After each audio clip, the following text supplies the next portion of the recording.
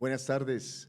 Muchas gracias por acompañarnos en esta nueva sesión de Trilce en la Luis Ángel, aquí en la Biblioteca Luis Ángel Arango en Bogotá. Es para nosotros un placer cerrar este ciclo de recitales, pues con este sol tan entusiasta, tan incandescente y así como con este público tan cálido y tan fervoroso hacia la poesía. Entonces nos sentimos muy contentos, muy honrados con su presencia. Recuerden que los poetas que leen o leerán durante el 2024 en este espacio Trilce en la Luis Ángel, los encuentran en esta antología, que pues es un regalo para ustedes. Simplemente deben firmar el documento de recepción y listo. Ahí ya se va acercando Luz Marina, con ella pueden firmar la planilla y reciben la antología. Bueno, les cuento que con Trilce en la Luis Ángel, pues obviamente tenemos que agradecerle a Luis Ángel Arango, a Lucy, a Sergio, que nos prestan este espacio para que tengamos poesía, para que tengamos café y de fondo tengamos este ocaso maravilloso. También al Ministerio de las Culturas, porque este es un proyecto apoyado por el Ministerio de las Culturas, las Artes y los Saberes a través del Programa Nacional de Concertación Cultural. Entonces, pues para Fundación Trilce es muy grato recibirlos. Y hemos estado en un ciclo de 10 recitales, incluso tuvimos una semana súper intensa en septiembre, 7 recitales seguidos, y este ciclo, bueno, lo vamos cerrando hoy. No significa que no hayan más recitales, vamos a tener otro recital el 31 de octubre con Luisa Lovera y Nicolai Rodríguez, otro recital a finales de noviembre, pero este ciclo termina hoy con estos invitados magníficos. Vamos a ver cómo nos sale esta dupla. Hoy tenemos nada más y nada menos que a Linda Barbosa y Federico Díaz Granados.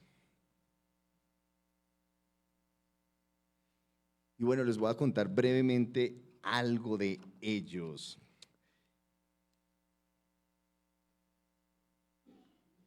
De Linda, les cuento que es poeta y abogada, nació en San Gil en el 88, es especialista en Derecho Público con maestría en Derechos Humanos de la Universidad Internacional de La Rioja, España, y especialista en Creación Narrativa de la Universidad Central. Linda es autora de los libros de poesía Tonadas de Luz 2012 y Nuevas Formas de Decir Adiós 2024, editorial Suma de Lima, Perú. Así que este libro está también, está fresco, ¿no? Está nuevo. Y de Federico, bueno, ¿qué les cuento de Fede? Nació en el 74, bogotano, poeta, ensayista, gestor cultural. Ayer lo vimos en Señal… Colombia. No, fue antier. Señal Colombia. En Señal Colombia, por supuesto. Poeta, ensayista, gestor cultural. Federico es director de la Biblioteca de los Fundadores del Gimnasio Moderno y de su agenda cultural, ¿no? Que todos conocemos el Festival de Poesía Las Líneas de su Mano. Es Premio Nacional de Periodismo Simón Bolívar. Bueno, les cuento que entre sus libros de poesía está Las Voces del Fuego en el 95, La Casa del Viento en el 2000, Hospedaje de Paso 2003, Las Prisas del Instante 2015 y está estrenando libro, también está estrenando libro. Ahora, precisamente hace un rato estábamos hablando de eso. Grietas de la Luz. Libro de grietas, libro de luz, pero sobre todo libro donde entra ese amor de las abuelas. Entonces, bueno, tenemos mucho que conversar y mucho que compartir con estos dos maravillosos poetas. Entonces, pues bueno, démosle una bienvenida para que se sientan cómodos.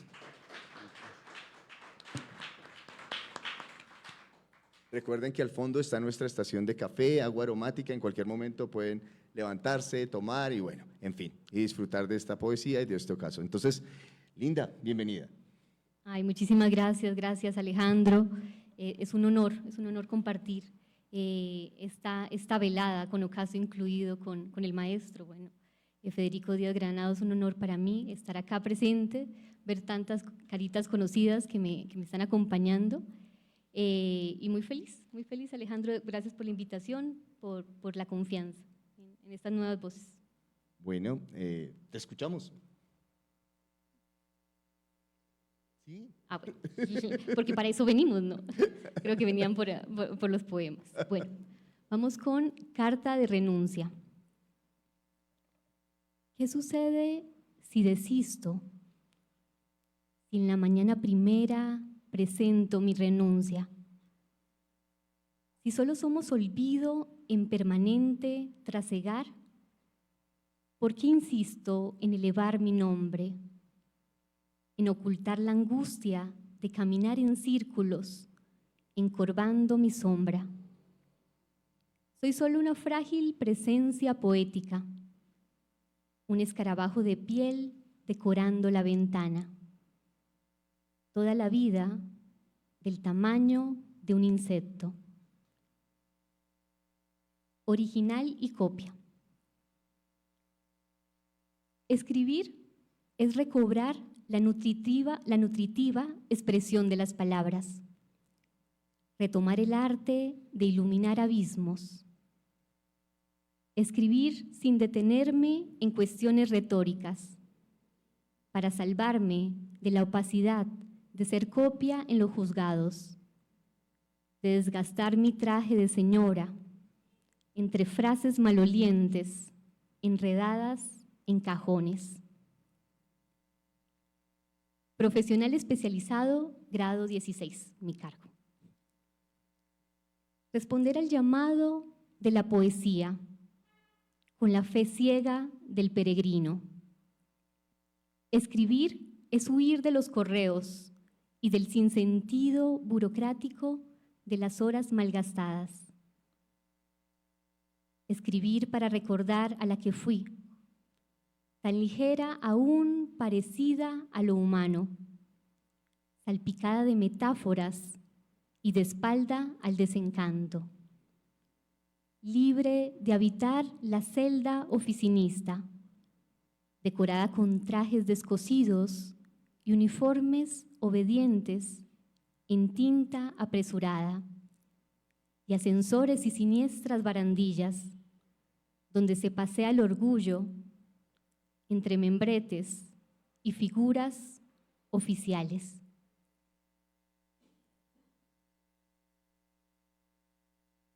¿Vamos bien? El llamado. Vamos con la línea oficinista. Bueno, esta presentación es del libro Nuevas Formas de Decir Adiós, y bueno, tiene la temática de lo femenino y de cómo el tiempo se va diluyendo en horas de oficina. El llamado. Esta cierta amargura en mi canto, naturaleza inconclusa de poeta, vocación perdida en ninguna parte. Dejaré que el amor vuelva a mi pecho y espante el miedo de fallar y al reclusorio. Desistiré de alimentar otros mundos con mi llanto,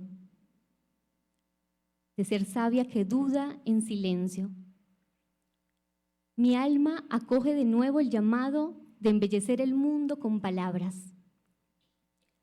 Reúno mis manos abiertas como rendijas y se entreabre la poesía de la posibilidad, sonora, desnuda, ardiente en sueños de palmeras y escorpiones. Escribiré para dejar entre líneas la perplejidad de mi paso por este ancho río de cuerpos bajo el sol. Y siguiendo la línea memorial, oficinista. La poesía me devuelve el sentido de las horas. Me despierta la palabra, vive. Es momento de perder el miedo y sonreír perpleja entre espejos bifocales. Alejarme del terror de fallecer un día, revisando un memorial entre espacios por marcar y facturas vencidas. No hablo de lamer mis heridas, de rasgar mis dedos con la piedra angular de la derrota. Es tiempo de ser esa mujer soñada, cuyo rostro vacío en la resaca y en las filas del banco ya ni siquiera reconozco. Decido levantarme de esta inmóvil pesadumbre y devolverle la luz a mi nombre, que teme confundirse en un río de bocas bajo el césped. Y termino con el poema que da pues nombre a mi libro, que se titula Nuevas Formas de Decir Adiós. Vamos con 10 años fungiendo de abogada, fingiendo no ahogarme en el sinsentido de un cuerpo dócil al desencanto, sujeto a rendir cuentas e informes y a resolver asuntos burocráticos. Tantos años imaginando en secreto nuevas formas de decir adiós sin atreverme. Sucede que he mentido para llegar hasta aquí. No ensalzo la terquedad de andar este único camino, la práctica alargada de repetir muletillas. Buenos días, Señor, cordial saludo, adjunto a la presente. Este cuerpo, supervisado en las pantallas, se pasea en los corredores. Una década completamente ajena, enviando notas de rescate en botellitas de vino, perdida por la ceguera autoimpuesta de malvivir y maldecir mi vocación de sombra y trémulo vacío. Muchísimas gracias.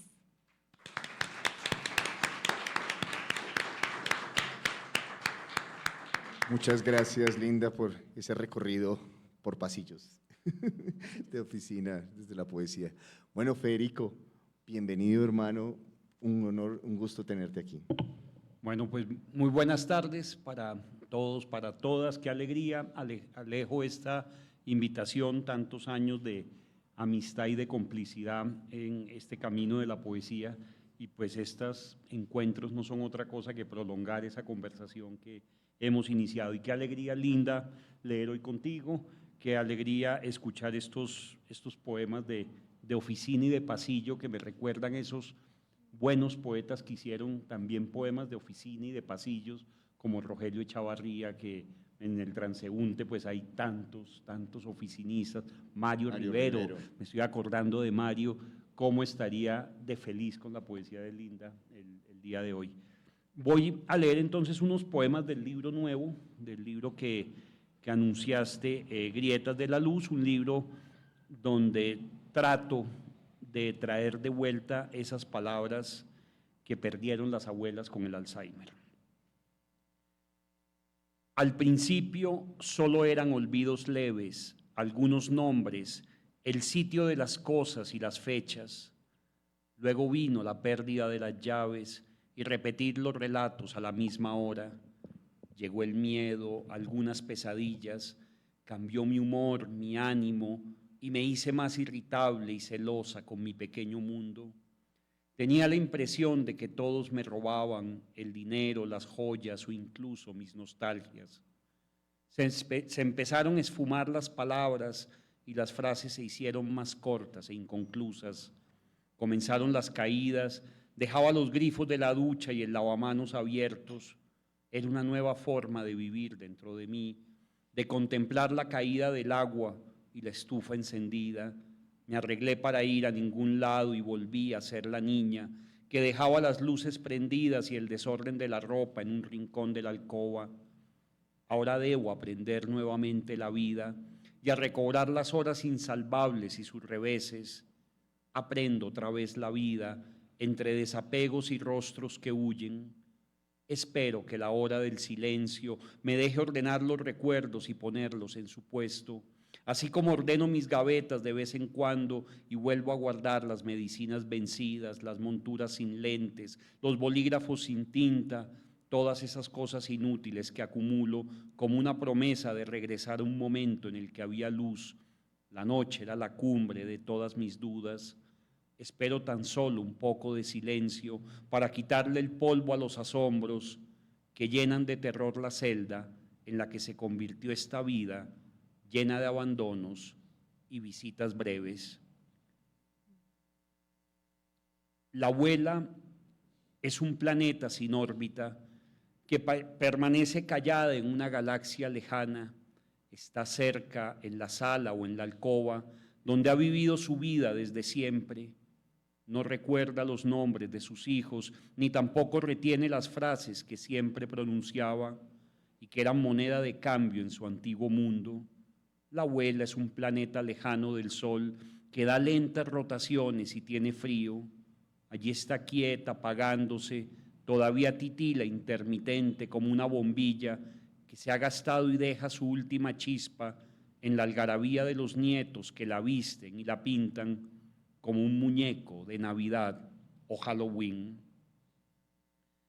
Si existiera una máquina que proyectara los sueños, podría regresar a un instante de la luz donde todo se ve tan claro y sin pesadumbres.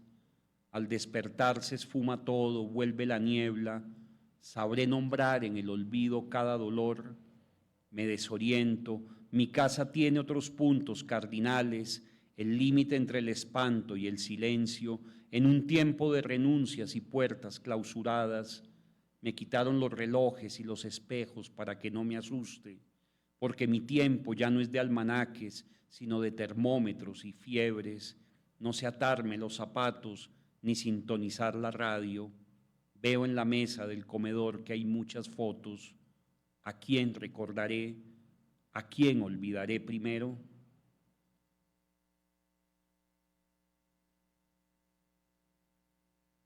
Debo aprender a leer otra vez los números, el tic-tac de los relojes y los nombres de mis hijos.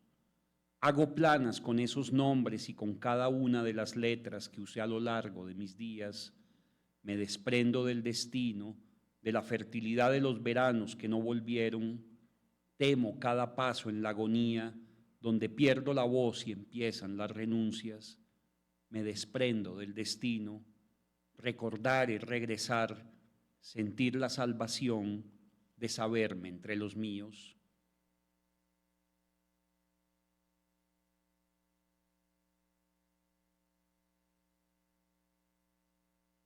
Y dos más para terminar.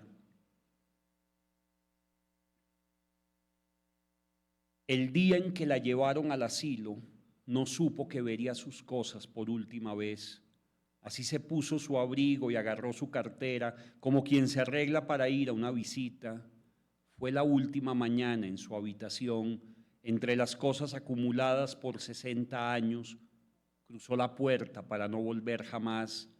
El asilo era la preparación de la muerte, el último tránsito entre el vacío y la ausencia. Atrás quedaba el esplendor y el pasado, tantas historias que ella protagonizó.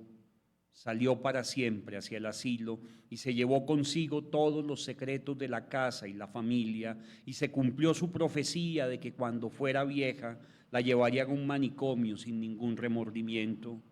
Salía para siempre hacia el asilo, sin mirar hacia atrás, porque al igual que la mujer de Lot, podría quedar con la imagen detenida de esa fiesta, que ahora era solo destrucción, aún desde sus ojos, llenos de sal o de mar.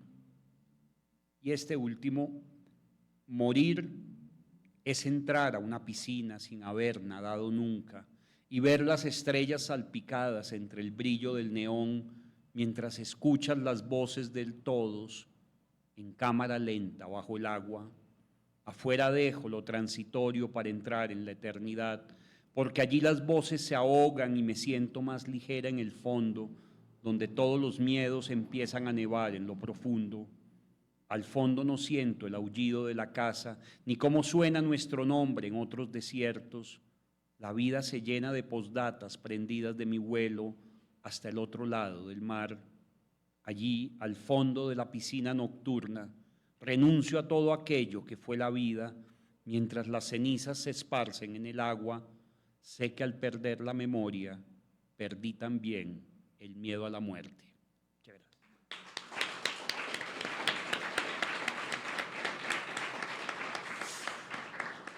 Muchas gracias, Fede, muchas gracias, Linda. Yo aquí veo dos espacios ausentes, es terrible. Uno, pues obvio, la casa con la desaparición de la memoria, la desaparición de lo que fuimos, y lentamente, pues va paulatinamente, sale la desaparición de la persona. Y por el lado de Linda, pues la oficina con la desaparición de uno mismo, ¿no? Es ese ser enajenado, yo no estoy aquí, así estoy como con mis formas de no estar. Buenos días, doctor, cordial saludo, adjunto a la presente, y como tener todo dentro de esa diplomacia en la que yo no estoy, en la que mi esencia no pertenece a ese lugar. Entonces hay una partición ahí supremamente interesante. Y bueno, me alegra mucho que nos hayan compartido sus libros más recientes. Yo creo que deberíamos aprovechar este primer espacio de diálogo para que nos cuenten más respecto a la arquitectura de sus libros y de la arquitectura de cada uno de esos procesos. Por ejemplo, Grietas de la Luz, que pues tengo la oportunidad ya de leerlo, tuve la oportunidad de leerlo, está dividido en dos partes, Grietas de la Luz, está dividido también en la última orfandad. Y bueno, ¿cómo es esa división de partes? También escuchamos en los poemas, algunos poemas donde el yo poético es una tercera persona, luego el yo poético viene siendo esa misma mujer que está padeciendo esa negación o esa anulación por parte de la memoria. ¿Cómo fue ese salto? Bueno, cuéntanos más respecto a eso. Y por supuesto también en el caso de Linda, el libro está estructurado, tiene una línea oficinista, pero poco a poco se va encontrando como esa esencia y alejándose de esos pasillos, de esas barandillas siniestras, como las llamas en tus poemas, y se encuentra que al final es un trémulo vacío y bueno, es algo que está temblando en la nada, ¿no? Vienen unos poemas un poco más personales, que es esa nada temblando. Cuéntanos también de esa estructura, entonces háblenos de eso, por favor. Bueno, pues Alejo, este fue un libro muy difícil, un libro muy doloroso, un libro que por supuesto tiene una conexión con lo más íntimo y lo más verdadero de mi vida, que es pues mi infancia, que es algo a lo que he intentado siempre volver en lo que he escrito a lo largo de 30 años, ¿no? Desde que salió el primer libro por allá en 1995, y siempre ha sido como un recuperar esa patria de la infancia como un territorio seguro y que quizá en la poesía se podría revivir. Entonces fue un libro primero muy doloroso, que no tenía una estructura muy clara al principio. Yo no sabía qué quería escribir, sabía que quería escribir algo sobre el olvido y la memoria, pero no sabía si era un relato, una pequeña crónica sobre las abuelas. La primera abuela murió en el 2009, la segunda en el 2017, o sea que ahí pasaron unos años en que yo estaba como en una nebulosa de qué pretendía escribir. En segundo lugar, yo no había escrito libros temáticos. Los libros míos han sido libros más panorámicos, libros en que he recopilado los poemas escritos en un periodo de tiempo que de pronto los unen unos temas, los une un tono, pero nunca sin el propósito programático de hacer un libro unitario, de hacer un libro con un imán temático. Entonces era un desafío también muy, pues que tenía que enfrentar. Hasta que llegó la pandemia, y la pandemia de muchas maneras pues nos puso a todos a volver a los álbumes familiares, volver a abrir esas gavetas llenas de objetos inútiles, volver a leer muchísimas cosas del pasado, y yo creo que nos conectó con esas cosas muy verdaderas, primero que todo porque estábamos con una espada de Damocles encima, muertos de miedo frente a algo desconocido, creyendo que nos íbamos a morir y que si salías al supermercado y no desinfectabas la lechuga y los tomates con alcohol, pues nos íbamos a morir a los pocos días. Y además empezó a morir la gente. Entonces, como que todo ese miedo y ese encierro que nos llevó como a reevaluar las relaciones familiares, me llevó a volver sobre este libro. Y me llevó a volver a escribir y a leer sobre el Alzheimer, a ver películas sobre el Alzheimer, y por supuesto no quería hacer ni mucho menos un tratado científico, porque para eso hay maravillosos libros de neurología, de neuropsicología, sino yo quería desde la literatura. Por eso me acerqué más a la poesía que se había escrito sobre la memoria y el olvido, me acerqué a novelas que habían tocado el tema, y fue allí donde empecé de pronto como a encontrar un poco de luz al final del túnel. Y ya cuando se empezó a estructurar el libro, además con el valioso apoyo de una editora que tuve increíble, Claudia Gallego, que supo ver también ese orden del libro en unos poemas que yo tenía dispersos. Ella lo supo ver y supo ver las dos intenciones que yo tenía. Por un lado, esos poemas en primera persona, un poco el monólogo de pensar que esas grietas de la luz son esas pequeñas rendijas por donde entraba un poco de memoria en algún momento del día o de la noche o del sueño. Y en segundo lugar, ver cómo el desmoronamiento de ese mundo de unas abuelas que además eran las fundadoras del mito familiar, que eran las fundadoras de la casa, que era el magneto que le daba vida a todo lo que pasaba en la familia, al desmoronarse ellas, pues un poco a la manera de Úrsula Iguarán o de Celia en Rojas Erazo, pues se desmorona no solo la casa, sino la familia, y perdemos una lengua y perdemos un mundo. Y fue así como se estructuró el libro. La última orfandad corresponde a una abuela y ¿qué? No tanto. Y grietas ¿cómo No, están la primera divididas esas? parte, que es un largo adiós, es las abuelas en primera persona en su mayoría, y que a veces se mezclan las dos voces.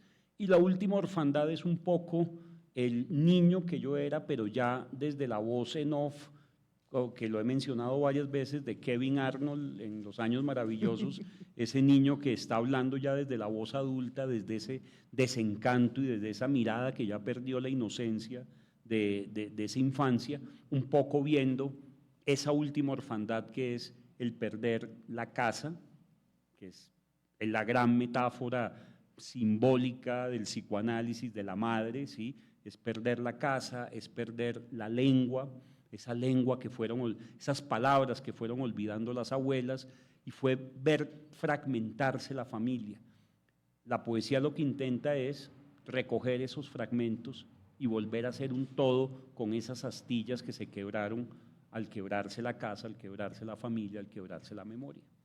Cantar con las cenizas útiles, en palabras de Bocanera. Bueno, Fede, muchísimas gracias. Y Linda, yo también tuve oportunidad, obviamente, de leer Nuevas formas de decir adiós y encontré esas 3 particiones. Háblanos un poco de esa estructura y de el génesis del libro. Bueno, el génesis también viene de la pandemia. Hay una frase que dice que en el carnaval uno no encuentra la introspección, sino en la tristeza. Entonces, digamos, fue esa reclusión, ese ensimismamiento, bueno, de estarme como volviendo a mí, lo que dio origen a estos poemas. Fue el tiempo, dejé de estar en la oficina y hubo un tiempo para pensar, reflexionar, que estaba haciendo como el mito de Sísifo, cargando una piedra y haciendo cosas súper repetitivas y sin un sentido. Llevaba, como en los poemas decía, 10 años fungiendo de abogada, fingiendo, también hay el juego de palabras. Desde Tonadas de Luz, que es el libro anterior, hice una suspensión del tiempo para dedicarme por autoimposición al derecho, o sea, cómo podía yo reconciliar esas dos pasiones, esos dos sentidos, porque se pueden hacer, solo que tal vez martirizándome, no sé, no lo podía lograr, y el tiempo de la pandemia me permitió pues reflexionar, hacer introspección y también hacer la catarsis que implica también el poema.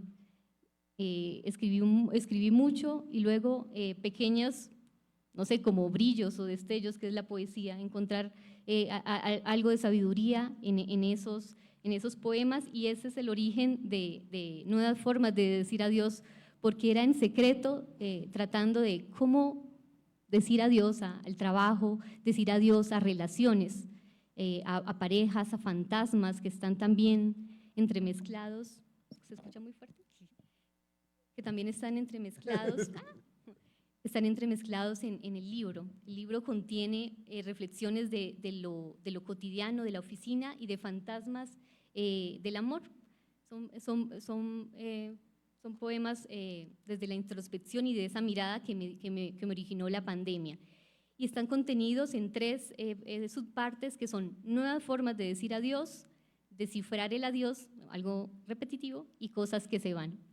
Entonces ese es la búsqueda y el llamado de mi lugar en el mundo. ¿Dónde estoy situada? Primero, ¿quién soy? ¿Qué soy? ¿Quién soy? ¿Para qué estoy acá? Esas preguntas filosóficas que están contenidas también en todo poema, que es la búsqueda de uno mismo y de su lugar.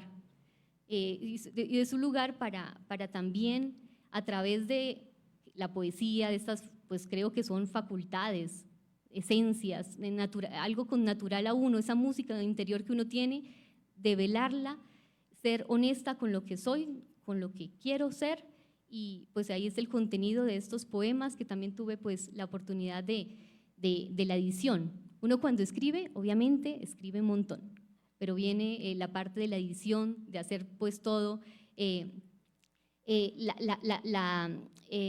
depuración, depurar los poemas para que sean puestos al público, que cuando los lea no dé pena como algo simplemente de un diario, sino que tengan un valor estético, y eso es lo que se busca o lo que se pretende, y espero que se comprenda en los textos.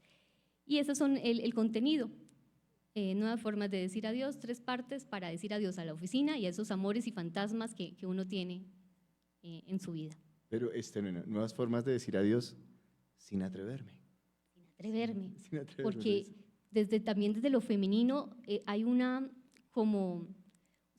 contención. Lo femenino tiende a contenerse. Eso es como, si uno lo ve ahí, hay cierta,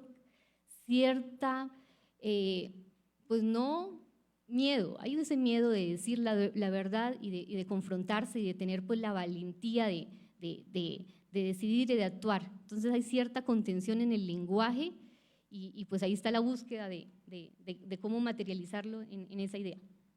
Perdonen estas preguntas por la estructura, pero es que a mí me encanta conocer el esqueleto de las palabras, el esqueleto detrás de las obras. Hace una semana conocí a un poeta peruano que además es ingeniero, y él decía, hay que encontrar la poesía en la arquitectura y la arquitectura en el poema. Y creo que ambas cosas están buscando lo mismo. Respecto a los que ustedes dijeron, les voy a confesar un ejercicio que hice esta semana. Yo soy profesor de una universidad de Uniminuto, pero no soy profesor de la Facultad de Literatura, sino de la Facultad de Educación. Y entonces tengo estudiantes de distintas facultades que no están relacionadas con literatura, de licenciatura en Educación Física, licenciatura en Lenguas, en Inglés, licenciatura en Artes, licenciatura en… bueno, hay una licenciatura en Humanidades y Lengua Castellana también. Y ahí tengo la costumbre de que al inicio de las clases pues comenzamos con un poema. De hecho, me da mucho gusto ver aquí a Jason, que es uno de mis estudiantes, y verlo aquí me da mucho gusto. Iniciamos con un poema. Pues esta semana inicié con poemas de Federico y de Linda. ¿Quieren saber qué dijeron mis estudiantes de sus poemas? Pero por favor. Hicieron una PQR inmediatamente a la Uniminuto. De Linda leí en el salón, siempre leí el mismo, fue Nuevas formas de decir adiós. Y de Federico leí Adiós a Lenin. Oigan, ambos, Goodbye Lenin, perdón, es en inglés, Goodbye Lenin, ¿no? Otra despedida ahí. Bueno, me sorprende. De Goodbye Lenin. Primero, pues tuve que aclarar un montón, pues varios términos del poema, varios términos de la historia del socialismo, varios términos de la Rusia, de la Unión Soviética durante los años 70, quién era Mishka, que es un cosmonauta, bueno, ese tipo de cosas. Bueno, quedaron como 2 percepciones ahí. Una, les encantó la forma como a través de la poesía se puede hacer un vínculo con la historia. No sé qué autor fue, se me olvidó en este nombre, pero había un autor que decía que a través de la poesía respira la historia y ver esa conexión con la historia. Y la otra cosa que llamó muchísimo la atención y que les encantó de ese poema es que, pues, bueno, te repito, no son chicos tan cercanos a la poesía, y pues no se sabían la historia de la Unión Soviética. Les maravilló cómo se acaba la perestroika y se acaba la infancia de alguien. Como si el socialismo fuera la infancia de alguna parte del mundo, y cómo ese niño apaga, perdón, la mamá de ese niño apaga la luz de la habitación, y esa es la última luz de la infancia. Y no sé, a muchos de los que nacimos a finales de los 70 o comienzos de los 80, todos estos recuerdos de Rusia, de lo que era pues la fuerza rusa, son cosas de infancia, porque después del 89 ya se fueron por otro lado, ya cambiaron al Ejército Rojo por YouTube y bueno, todas estas cosas que mencionas. Entonces, ¿cómo a través de la imaginación de un niño se puede recrear un fragmento de la historia del siglo XX? Y eso fue maravilloso.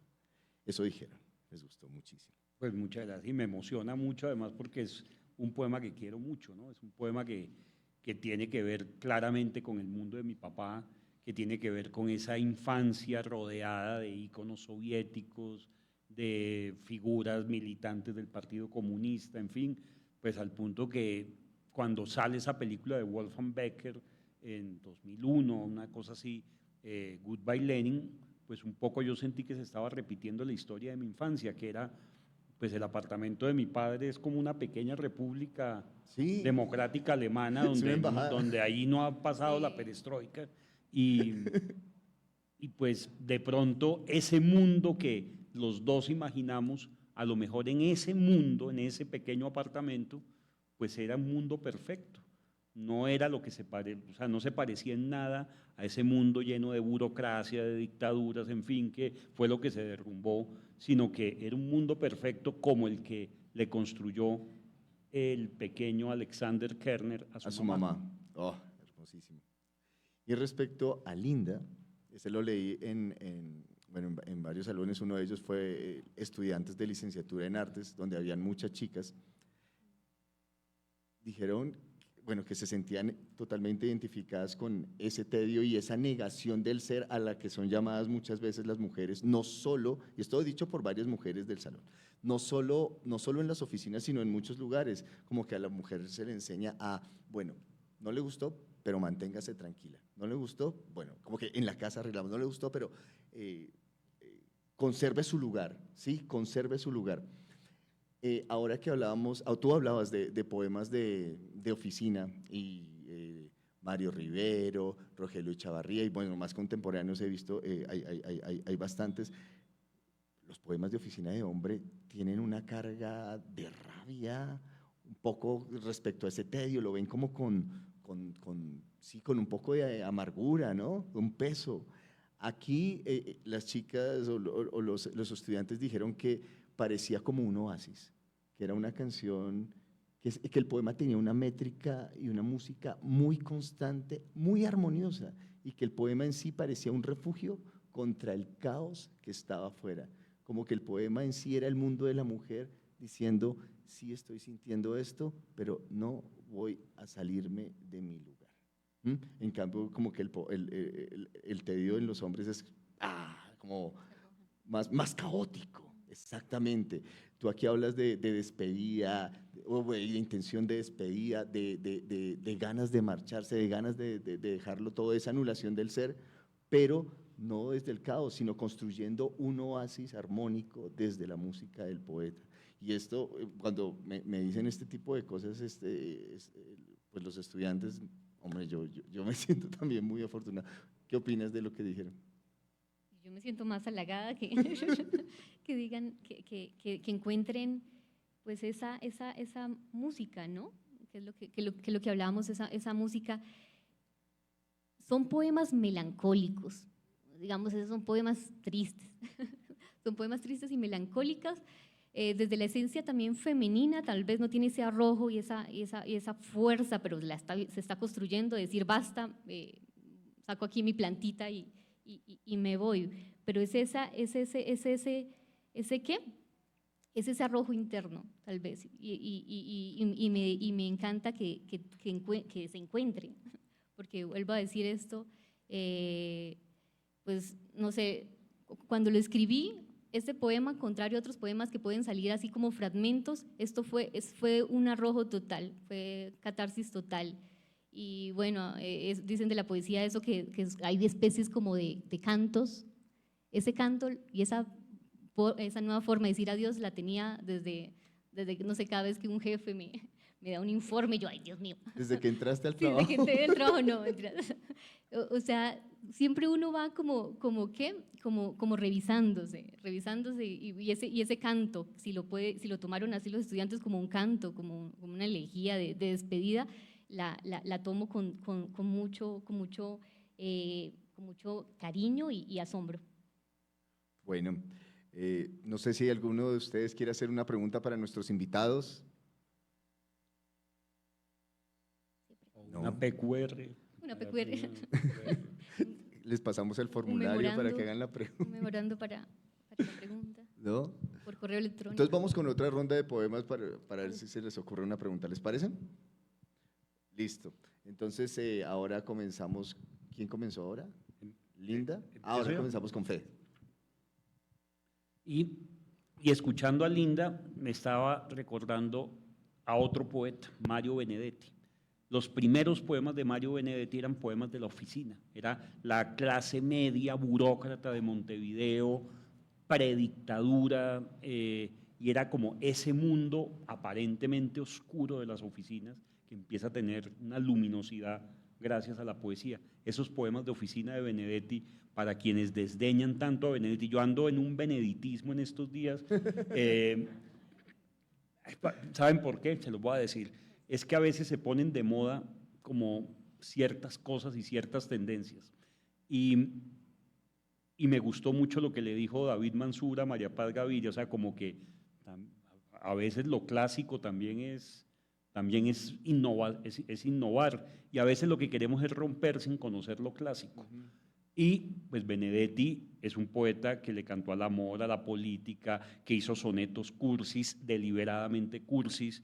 O sea, se da el lujo de hacer un soneto deliberadamente cursi como lo hacía Pablo Neruda, pero te hacía un poema de una hondura humana. Tenía versos también muy buenos. De un compromiso con el lenguaje. Y muchos de esos no lo han leído, sino que dicen, Benedetti, el poeta del amor, es el poeta de las canciones, en fin, es un poeta cursi. Lo desdeñan, no lo han leído.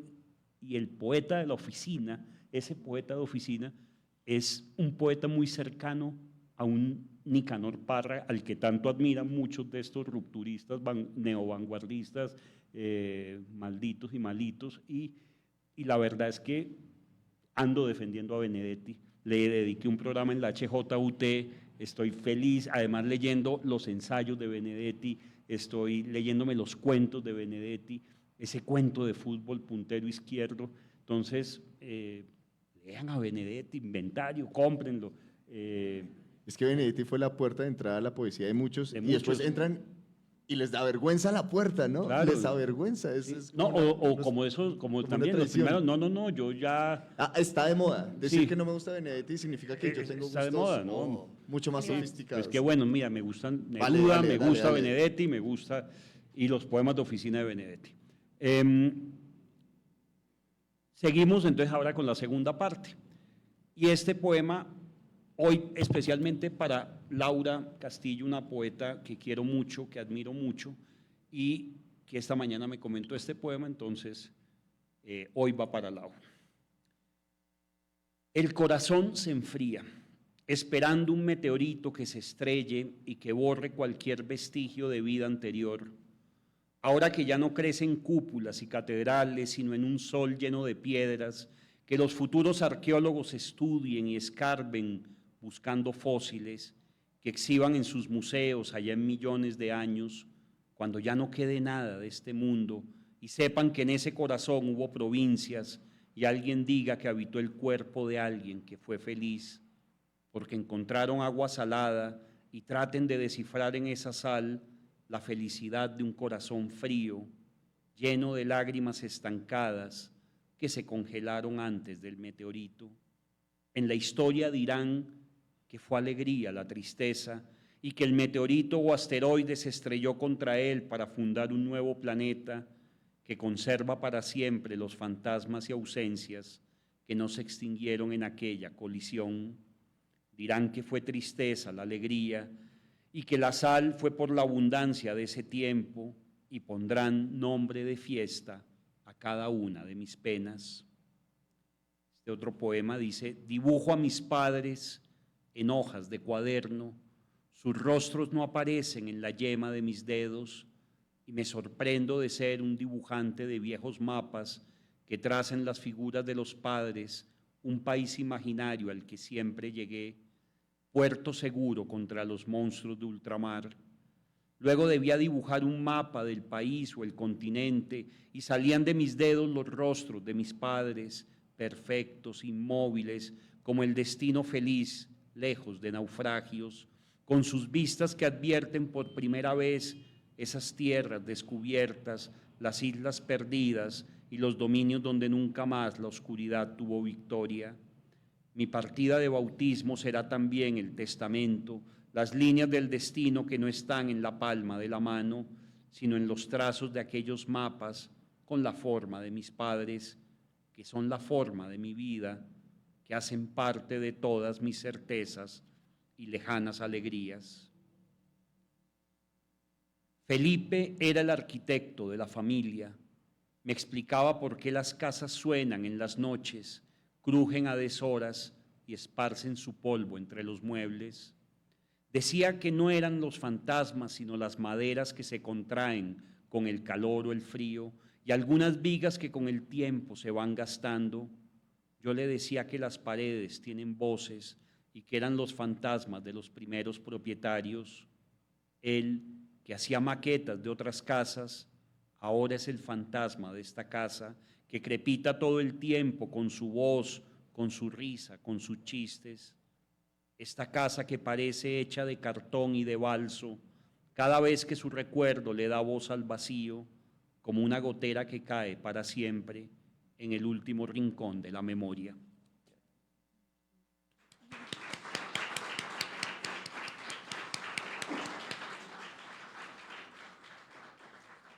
Gracias, Fede.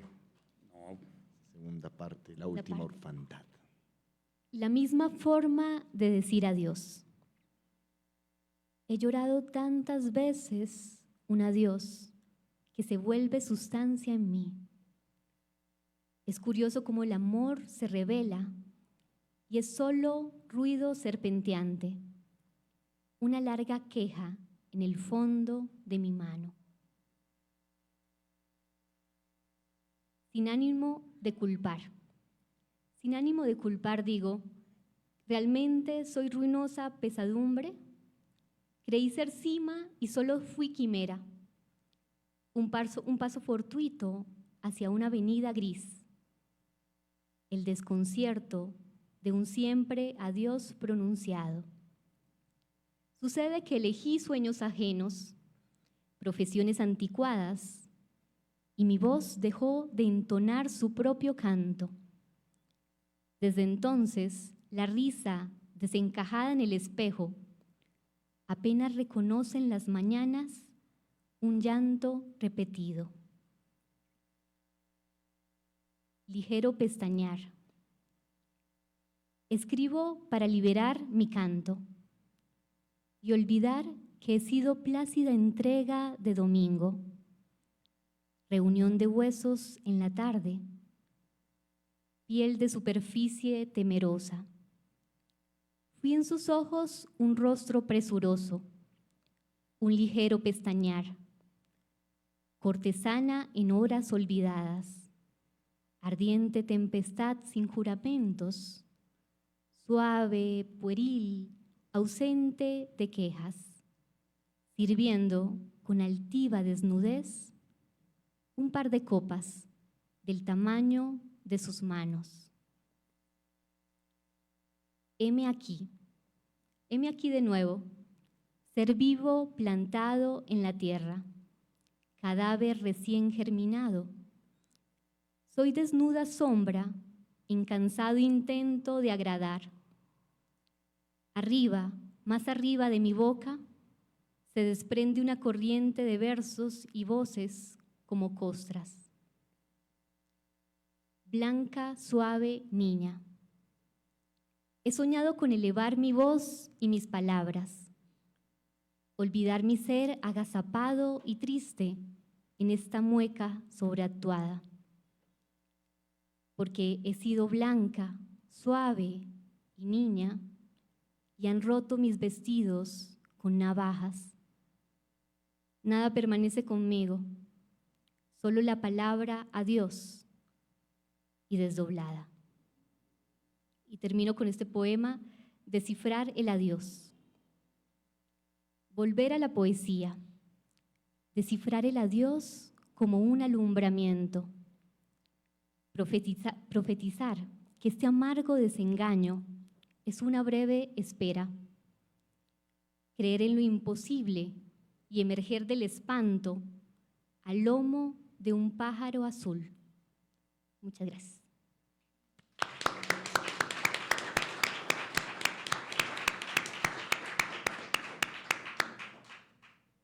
Yo creo que ya se les debió despertar alguna curiosidad, ¿cierto? Por favor, no sean tímidos. ¿Otra vez yo? ¿No se cansan de que yo pregunte? Bueno, yo estoy hecho de preguntas, entonces no me cuesta. Ambos libros, estoy encontrando varios puntos en común, ¿no? Lo de los espacios abandonados, y creo que en cierta forma ambos libros cantan a lo que se va. Hay una forma de despedida, ¿no? Quisiera saber si aquello de lo que se despiden después de haber escrito ese libro cambió. ¿Qué ha pasado con ello? Mejor dicho, uno escribe por lo general cuando ha perdido ese equilibrio, cuando ha perdido un equilibrio, cuando algo se ha roto. Entonces escribe como para tratar de compensar el mundo. Ahora, escriben a la ausencia del ser en la oficina, escribe a la ausencia de la memoria en las abuelas y a la ausencia de las abuelas en la vida de la casa. Necesitaban escribir ese libro, se obsesionaron con esas despedidas. Ya le dijeron adiós a su manera con estos libros. ¿Qué ha pasado al respecto? ¿Se han ido? ¿No se han ido? ¿Se han fortalecido? ¿Han salido más poemas al respecto? ¿Qué ha pasado con esos fantasmas de los que trataron de despedirse? Pues mira, Alejo, qué bello que encuentres esas similitudes, porque fíjate que sí son dos libros que se pueden leer como manuales de adioses, ¿no? Como una especie de bitácora de esas despedidas. Cada uno se está despidiendo a su manera y creo que Linda lo dijo hace un momento, pues porque estamos tristes. O sea, si no estuviéramos tristes, pues seguramente no estaríamos escribiendo poesía, estaríamos dedicados a oficios pues mucho más seguramente productivos y útiles a la sociedad vertiginosa en la que vivimos, pero escribimos poesía, que es un oficio lento, que es un oficio que nos convoca más al silencio, en fin, en una sociedad bulliciosa. Eso también es ir un poquito en contravía. Y la verdad es que en mi caso yo sí siento que esos adioses, que ese largo adiós que fue irme despidiendo de las abuelas y con ellos irme despidiendo de la infancia y de ese mundo inocente de la infancia, pues la poesía era el refugio y el lugar donde se podía reconstruir todo y donde ellas podían permanecer, al punto que, así como ocurre con la poesía de amor o los poemas sobre el tiempo, sobre la muerte, en fin, pues qué maravilla que un poema que se escribió hace 700 años nos hable hoy en día de lo mismo que estamos sintiendo, porque es un poema de amor absolutamente incandescente, es un poema de amor de una gran intensidad y que fue escrito hace 700 años y nos habla al oído como si hubiera sido escrito ayer. Pues un poco lo que pretendí es que estos versos de alguna forma volvieran a recomponer y a reinventar esa lengua que se inventaron las abuelas y que fue la lengua que yo hablé finalmente, porque a mí me criaron las abuelas, me criaron las tías abuelas, pertenezco a la generación, esta generación de nacidos en los 70 es la primera generación de hijos de padres que se separaron, entonces nos tocó ver esos hogares fragmentados y nos criaron esas abuelas con profundo amor. Entonces la lengua que hablamos no fue la lengua materna, sino esa lengua abuela, esa lengua de nuestras abuelas que nos llegó y que se fue perdiendo con la pérdida de memoria y que yo lo único que intenté fue recomponer y reinventar en estos versos. Ah, qué lindo. Gracias, Fede. ¿Y en tu caso, Linda? Pues yo le doy despedida pues a esa máscara, ¿no? Es como esa persona que ya ya dice, basta, ya reconozco quién soy, qué es lo que quiero hacer, dejaré de utilizar esta máscara, de este adoctrinamiento, de este ensimismamiento y buscaré pues el llamado de mi encuentro, de lo que soy. Entonces le doy despedida tal vez a ese payaso burocrático, a esa persona. Payaso Sí. burocrático. Me gustó. A mí Sí. también. Sí, le doy despedida a esa persona que tenía pues miedo y por eso también estoy aquí. Y con este agradecimiento también, aquí presento también mi alegría que yo hice un poema y lo puse en Facebook y vos me puso un like. Entonces ya, está bonito. No, en serio, es un honor estar aquí con Federico Díaz Granados. Hay un poema que era también de escritorios, si quiero lo recito, y vos le pusiste un like. Y yo, bueno, uno no escribe, yo escribo para mí y para encontrar esa sabiduría y ese llamado y esa voz, lo escribo para mí. Y es una alegría que lo escrito pues tenga una resonancia. Estar acá ante un público, tener aquí también el honor de compartir pues mi voz y de que esos poemas puedan identificar a mujeres, pueden identificar a oficinistas, personas que también no se atreven a ser quienes son, y también la pregunta filosófica de qué somos. Más bien es que lo que busca la poesía, cuestionarse para qué estamos en el mundo, y más que nada saber que esto, que bien son poemas de tristeza y de pesadumbre, también hay un gozo, hay un carnaval y hay un disfrute, en este caso pues de la palabra y de lanzarse al mundo al goce de la vida, que es lo que también propugno, o con la poesía también debe ser vitalista y que te llame a aprovechar cada instante, como el instante que estoy atesorando en este momento. Apreciar mucho más este tiempo. Bueno, y hablando de despedidas, el otro que se fue y nos dijo adiós fue el ocaso. No sé si se dieron cuenta, pero ya es la noche. Ya es la noche y pasó frente a nuestros ojos y nosotros dizque viendo poemas. Pero bueno, fue maravilloso esto. ¿Les gustó este diálogo? Se compaginaron muy bien, ¿no? No, yo estoy encantado, está fabuloso. Entonces, muchísimas gracias, Federico, muchísimas gracias, Linda, por este espacio. También, bueno, aquí cerramos este ciclo, entonces gracias a todos ustedes por acompañarnos. Sea la oportunidad para agradecerle al equipo técnico de Trilce, a Julián Betancourt, Fernando Muriel, Freddy Romero, Andrés Rodríguez, que nos acompañaron, también al equipo de la Biblioteca Luis Ángel Arango, con Sergio Sarmiento y con Lucy López Panza, que pues hoy está de vacaciones, pero que de corazón nos acompañará en algún rincón de Valledupar. Y por supuesto al Ministerio de las Culturas, porque este es un proyecto apoyado por el Ministerio de las Culturas, las Artes y los Saberes a través del Programa Nacional de Concertación Cultural. Aquí hubo poesía, aquí hubo ocaso, atrás está el café. Cerramos este ciclo, pero no cierra el espacio. Este espacio, les agradezco mucho, es para ustedes, y continuamos nuestro próximo recital el último jueves de octubre, que sí, es Halloween. ¿Cómo será un recital de poesía de Halloween? Pues no sé, ya nos lo dirán Luisa Lovera y Nicolai Rodríguez, que son los poetas que se van a presentar acá. Entonces, muchísimas gracias por acompañarnos y nos vemos el 31 de octubre.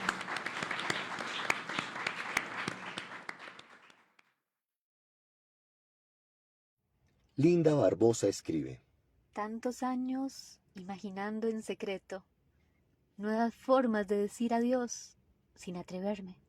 Federico Díaz Granados escribe: Tenía razón el tiempo en llevar su afán, en instalarse donde le pareciera. Te esperamos el próximo jueves 3 de octubre en Trilce, en la Luis Ángel, Biblioteca Luis Ángel Arango en Bogotá, con estos dos fabulosos poetas.